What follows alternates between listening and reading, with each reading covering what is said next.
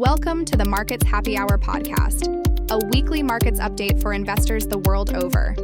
Each week we discuss inflation, geopolitics, interest rates, equity markets, and other asset classes. To try to answer the question, what does this mean for my investment portfolio? Let's dive in. If that resting heartbeat is higher, which I think it is at 3%, and yet the rates are coming down.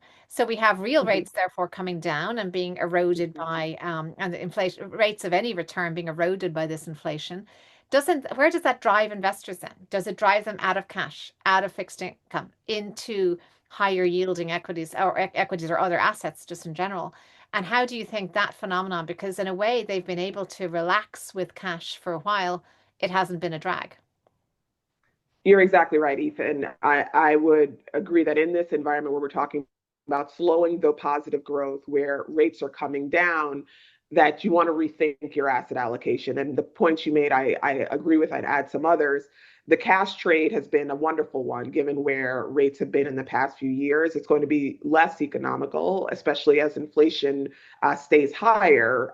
So you want to make more productive use of your cash. Fixed income becomes more interesting, right? Because you're talking about rates coming down. So, imagine that we'd have more flows into fixed income. I think you still have to be careful about the diversification and the inflation piece of it. But relative to where we were, a few years ago, I think fixed income becomes interesting. And I'm a little biased here, but where I think there's even more compelling opportunity is in the private market landscape, where if you look at public markets, public equity versus private equity markets, most, and this is in the deck that we'll go through shortly, but most analysts in the past 5 years, if you look at the performance of the Mag 7 and the S&P, it's been, 15, 16% CAGR, right? And so that US exceptionalism story has borne through in real returns. Going forward, however, given where valuations are, given the fact that you can't rely on multiples because rates are higher, inflation is higher, it's just very difficult to get there. And so I think in our chart that we have, we're penciling in on a go-forward basis of 6%. So the 16 drop to 6 is massive.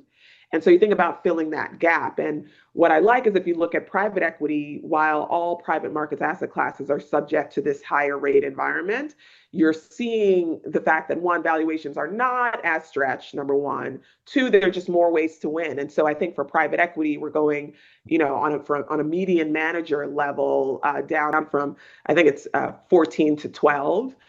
So it's a much better delta versus what you're seeing in the S&P. So that's cause, I think, for finding more opportunities to bridge that gap when especially public equities aren't going to deliver as much going forward.